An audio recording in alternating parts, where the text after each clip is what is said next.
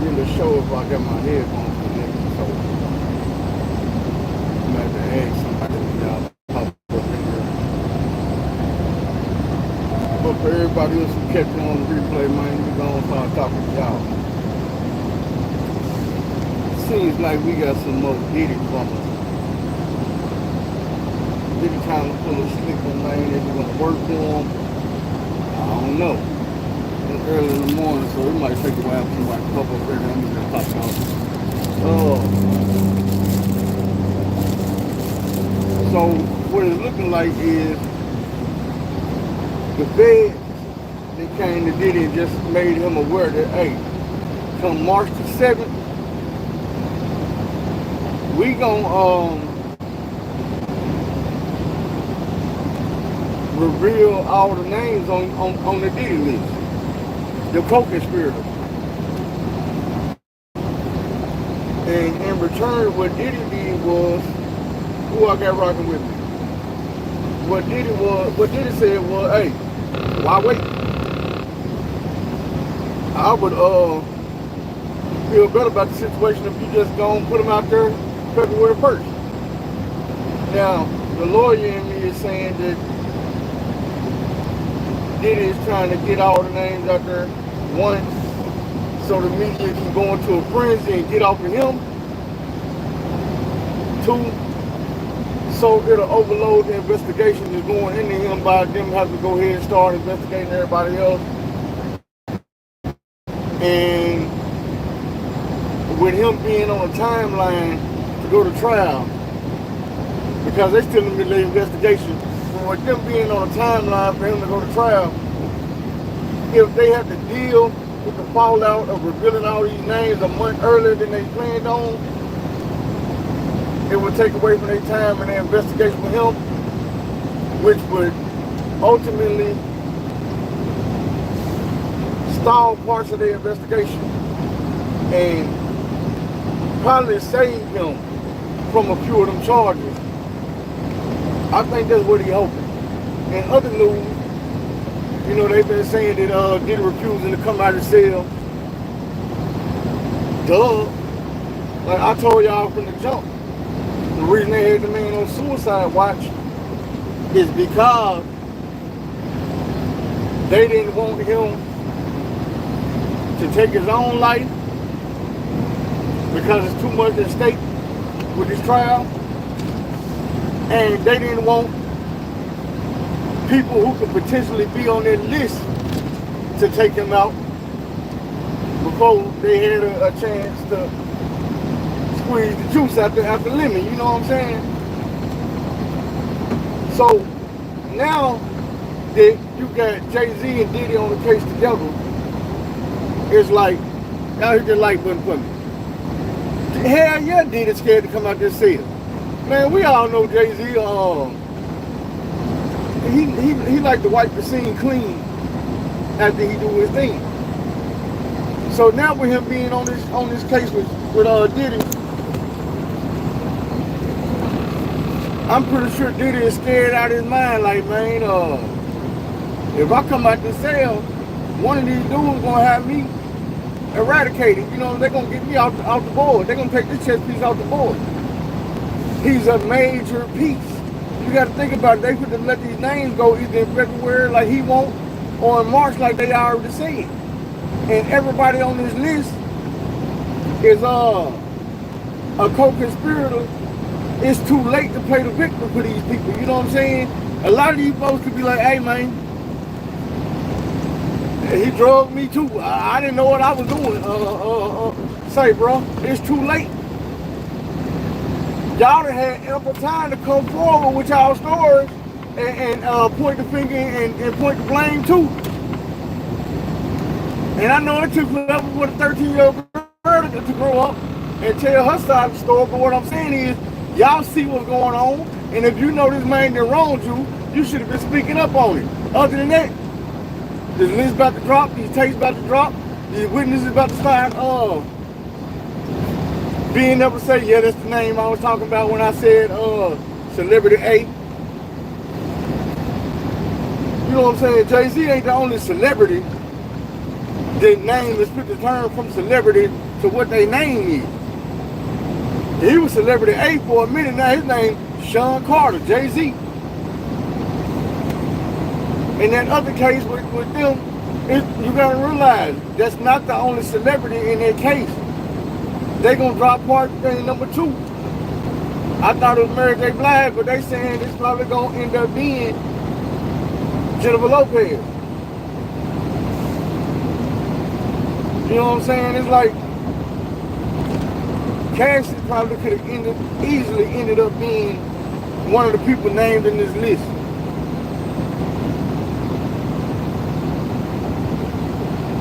But she, like I said, she came out and I already told her side of the story, like, hey, the man did this to me, he did that to me. I was not complicit. If I did anything against the law for this man, because I was scared for my life. I was fearful. You know, he got too much power, he got too much influence, he got too much money. He was beating on me. He made me do this shit. So she declared herself now she's a victim. Jay-Z and the rest of these folks, and I got to say the rest of these folks because we don't have the names yet. These folks is not considered victims and will not be considered victims under any circumstance because you ain't came out and claimed that victim status. You hid back in the shadows hoping nobody said your name, meaning you trying to get away with something. It's too late to try to protect the image. These folks know who y'all is. Now, on another note, let's get to some more Jay-Z stuff. With Jay-Z and Diddy. D. Haven, Jay-Z, bright pinky finger, they came out and said Jay-Z is the feds, and that's why they ain't never got up with none of that stuff he did. What's up with it? This your boy, this is Road Dogg, you know, the one you rap about, the one you grew up with, the one that was really out there. The man say, you the feds, bro. He said they got to you. I wish I could remember the story verbatim, but what he was saying was basically D. Haven had got through, not caught up in some shit, but threw up in some shit that he wasn't even around for. And basically Jay-Z got to walk out from that shit scot-free. When him and some other folks, the folks that was really there with, you know who, went down for it. And he say he beat the case because, like he said, he wasn't nowhere around. And he wasn't put the cop out and didn't take no deal, none of that shit. And he say when the folks came and tried to use the evidence on him, it was a tape of a crackhead calling his phone, trying to get him caught up in some shit. And he was like, he played the crackhead to the left, like, man, well, I don't know what you're talking about. He said, I don't know nothing about all that. And when they tried to use that on him, he was like, basically, hey, bro, if anything, that proved me innocent because I didn't call dude called me. And when he asked me about the shit, I told him I don't know nothing about it. So in the long run, if they try to play that shit in court, that ain't gonna make me look guilty. That's gonna make me look innocent. Come on with it. And he ended up beating the case and coming home. But he said during that case, Jay-Z showed up that first time. And he told him like, hey bro, I got you. Don't worry about nothing, I got you. And he said it was the last time he seen Jay-Z. When Jay-Z came to court and lied, talking about he got it. But he say, he broke it down, man, he said so many other things. He was talking about 1998 is when, old girl, y'all know her name, man, if you don't know her name, the federal informant that Jay-Z got rocking with him, running Rock Nation. Was it 2008? Not 98, it was 2008. I think that's the year Desiree. When Desiree got hired by Jay-Z. The thing about it is, on some real shit, the feds said they started investigating Diddy in 2008. Whatever year it was Desiree came to work for Jay-Z is the year they started investigating Diddy. So you tell me. And they say the reason why, and I keep saying they, but it was D. Haven, Jay-Z, right thinking. And he was telling him, man, he was like, look, y'all know Hov never liked Diddy. He envied Diddy from the beginning. He wanted his spot. And I've been told y'all Hov didn't like no niggas from New York. I don't give a damn about dude being from Brooklyn. That nigga didn't like nobody from New York. That man wasn't doing music with niggas from New York. He did a couple songs with Ja, a couple songs with X, and on some real shit, that was because they was his biggest competition. And he wanted to juice them, but they juice. I told y'all, dude did that shit, bro. Anybody he saw as competition to his record sales or his next album, he went and recruited them so he could come off they run. If you go back and you look at Jay-Z features on his albums, bro, I've said this a bunch of times, from Eminem to anybody else, he went and recruited the competition. So they would no longer be competition, there would be money in the bank for him. That's that culture vulture shit. When you jumping from hot artist to hot artist, trying to stay relevant, but you really not staying relevant off your own shit, you staying relevant off DMX shit. You staying relevant off Ja Rule shit. You staying relevant off Juvenile shit, off Kanye West shit, Beanie Siegel shit. I mean, it is what it is. A lot of people gonna argue like, oh man, well he was, no he wasn't. No the fuck he wasn't. You're not gonna tell me, now one of them niggas, when he did a song with DMX, DMX was the biggest artist and he killed him on the song. When he did a song with Eminem, Eminem was the bigger artist and he killed him on the song. Even Jermaine Dupri was the bigger person and he killed him on the song. I'm just saying, man. It is what it is. But like I said, he was mad at Diddy because Diddy was having an emotion around the city of New York and doing everything that Jay-Z felt like he should do. And we all know Jigga Man gonna do whatever he got to do to take over. For a lot of years, we all been knowing dude was conniving. We all been knowing dude was a snake. Well, now his best homeboy say he the fake. And the case he made, make it go,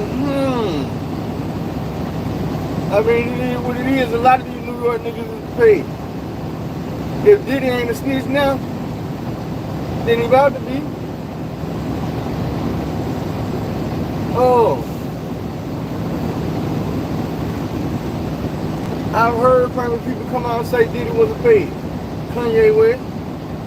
But you know, we all look at Ye like he crazy. Until the shit that he talking about make his way into the mainstream, we like, ah, dang. This nigga Ye wasn't crazy. Until the next time we think he's crazy. I can't put too much behind him. You know, Diddy, daddy snitched on Nicky Barnes, no.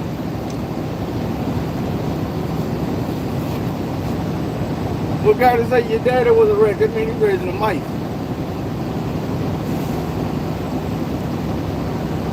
I mean, it is what it is, man. There's so many, the whole three-headed snake in New York got snitch allegations on him. The three-headed snake is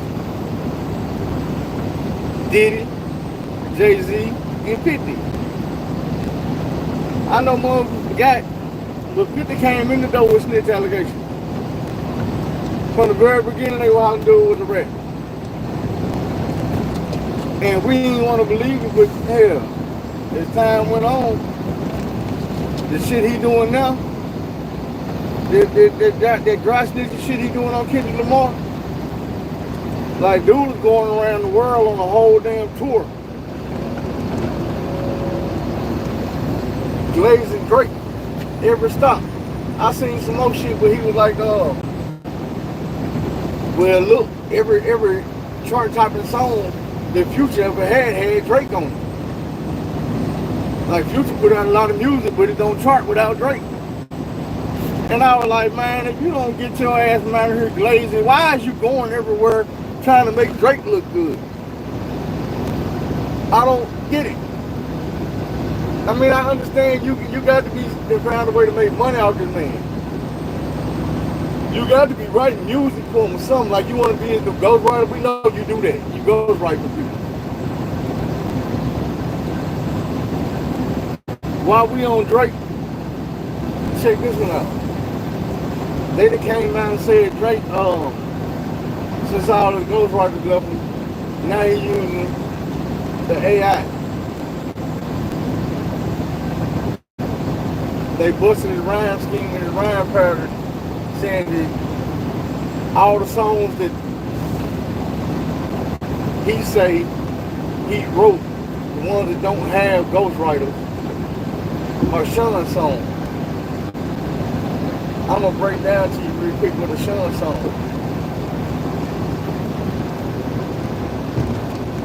A Sean song is when all your bars in the caption Sean, like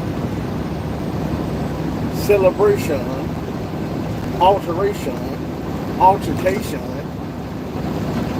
litigation. You know what I'm saying? There's too many words in the English vernacular, man, that rhyme simply because it got Sean on the end. Like, if you wanted to be a rapper and you just wanted to, then you could just go to the thesaurus and look up the Sean words, and I'm pretty sure you can find something to put with it on every bar, and you'll rhyme. But I'm gonna give you perfect examples if you want to see what I mean. Go listen to Drake the Heart Part 6, and then listen to that Irish Freestyle. Those are two songs where Drake has no ghostwriter. And word for word, bar for bar, it's a Sean song.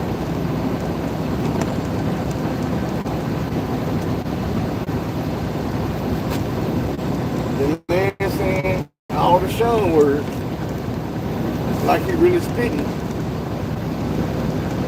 And it's like Kendrick Lamar say, hey Drake, we're not sure. You're not going to get it over on us like that, bro. You're not no hell of a motherfucking writer, rapper, none of that. And if you is using AI to write your music when you can't get a ghostwriter, that's that pathetic. And I was about to say pathetic. Make up a word because he can't make up one. Pathetic. That's pathetic, man. I don't make shit up, man. I just report on it, bring it back. But the nigga dropped this song on LeBron James, and I'm like, bro, don't you know how fucked up it would be if Kendrick Lamar wrote LeBron James a song, send him a reference song, a reference track, let him learn this song, and then go in the studio and re-record it, and LeBron James up the motherfucking hit dissing you? Like, that would be some diabolical shit. Even if he did come out and use Kendrick as the ghostwriter and give him the credit for being the ghostwriter, if the song charted by LeBron James dissing you in response to you dissing him, oh my God. That would be the funniest thing ever, and it might be the nail in the coffin. Because I'm going to tell you something horrible. LeBron James may just be, well, I can't even say just. LeBron James may be a basketball player, but he got more fans than Kendrick Lamar, bro. And Kendrick done gained millions of fans since y'all win y'all little war. But them fans that Kendrick got now, LeBron been had them. He been had them.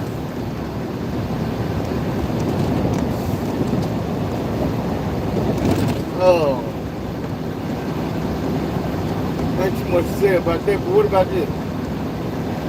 Liangelo Ball is trying to get back in the NBA. But ain't nothing he doing working.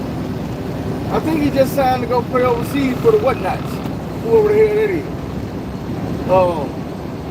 But what he did do is he dropped a song. I don't know the name of the song. I did hear the song, and like somebody said, he kind of sound like his voice kind of sound like Nelly, but the track definitely gives you a Baton Rouge, Louisiana vibe.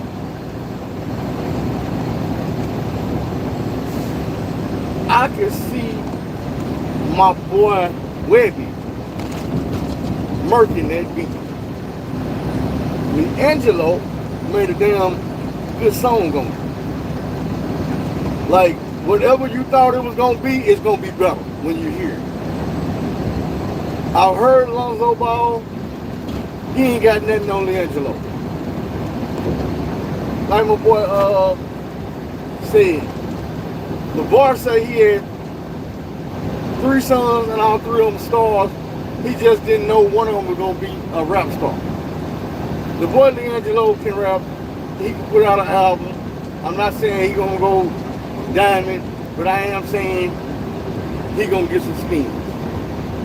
It ain't gonna be like he dropped the album and nobody listened to it. The song I heard was damn near better than everything on the new Lil Baby album on my mama. The only thing on the Lil Baby album that's probably gonna fuck with this song is Dumb Dumb and Dumber. Other than that, I'd give Liangelo the thumbs up over there. He got some shit you can vibe to, you can ride to it. You damn sure gonna nod your head, the beat go hard. The chorus is infectious. There's some shit you gonna have in your head. You gonna, if you listen to the song a few times, you're gonna be bumping the chorus. But dude ain't paying me to promote this song. I'm just letting y'all know about it, so we're gonna be talking about it for a minute.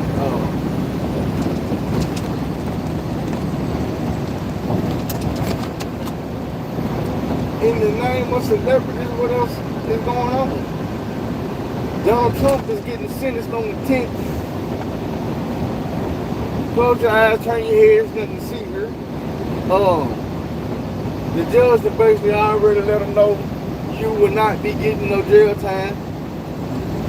When he could get up to 4 years, and you know what I'm saying? Judge and I let him know, sir, I'm scared of you. You coming in the office and I don't want no smoke. I just got to do this because to make it seem like I did my job. So I'm going to sentence you on the 10th to some bullshit, and you ain't never going to have to go to jail behind it. Basically, that's what it is.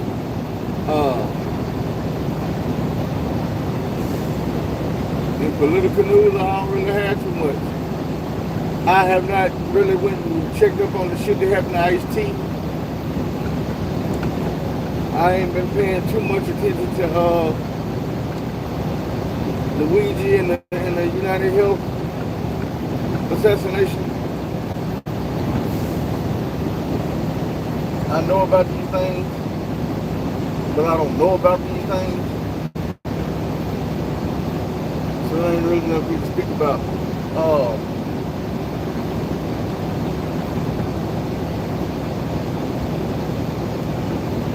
I guess more of a Diddy,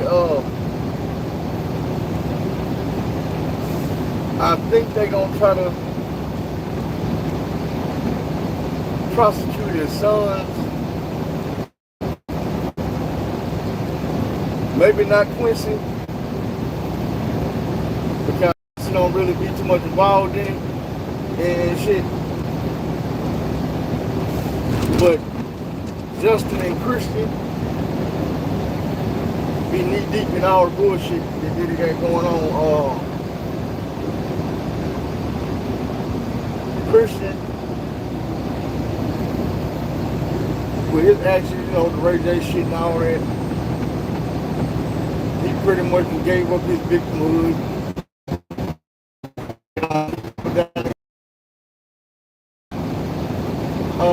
They got some family members. I think it's the sons. If it ain't the sons, then it gotta be his mama, Janet. For helping him, I guess, reach out to witnesses or whatever. And I think it's gonna be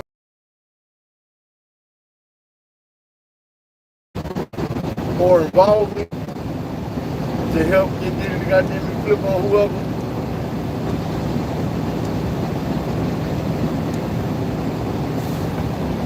That's the only way I could really see it going.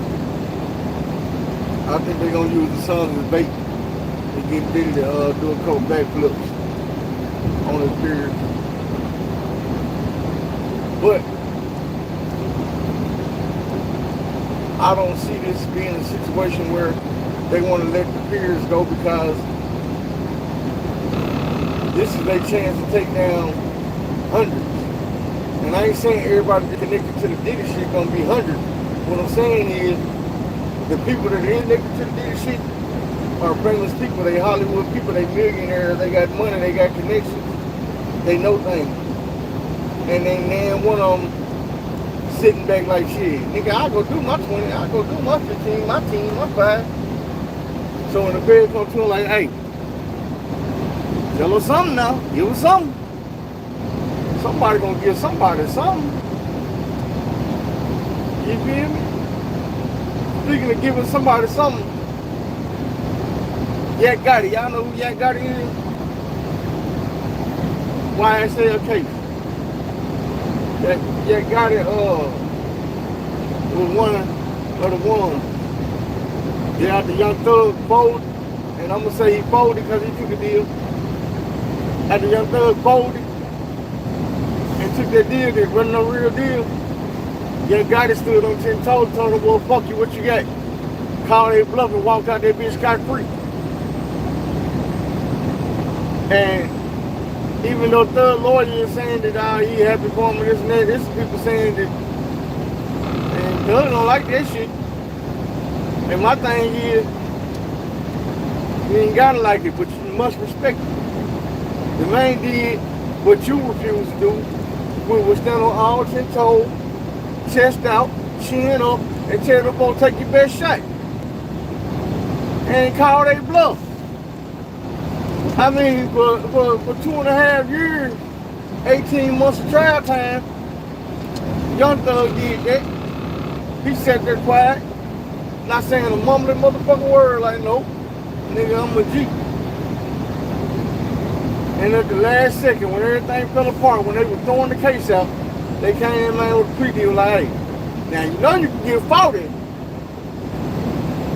but what we'll do for you right now is, we'll give you time served, 15-year probation. You can't go back to the city of Atlanta. He was like, okay, I'll take it. Well, you know, you got to plead guilty now. Okay, I'll take it. My whole thing was, even though it was Rico, my guy, they had nothing on you. They never had nothing on you. Everything they brought out there to make look like they had something on you, that shit crumbled to the ground. Your snitches became your riches because they made the feds feel like they had a case. That's just they made the state feel like they had a case. And when it was time for the state to build their case, their whole case crumbled. It made them look stupid because your snitches wouldn't snitch. Their snitches was broke. All that shit Woody had told the police and anybody else that listened, he refused to repeat that shit on the sting, and he played the crazy role so good that they turned that man into a motherfucking comedian, and he been getting more money off of goddamn me going on YouTube shit than he was getting with wise head.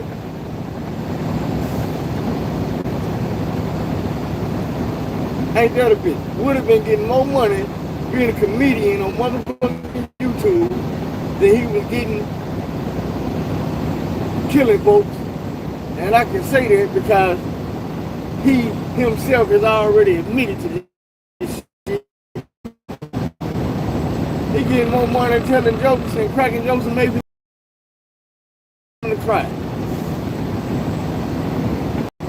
And maybe, just maybe, that would be good to come out of this situation, man. You know how God works.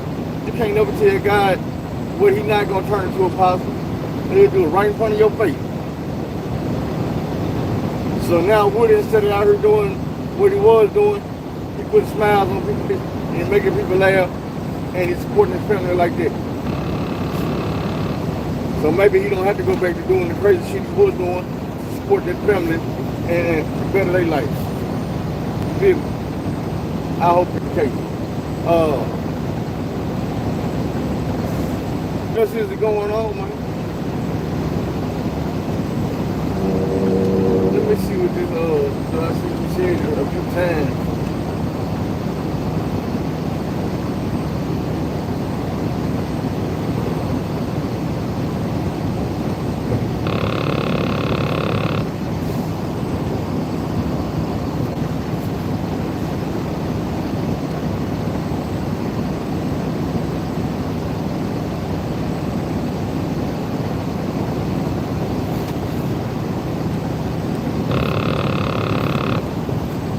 Shout out to Canada, man.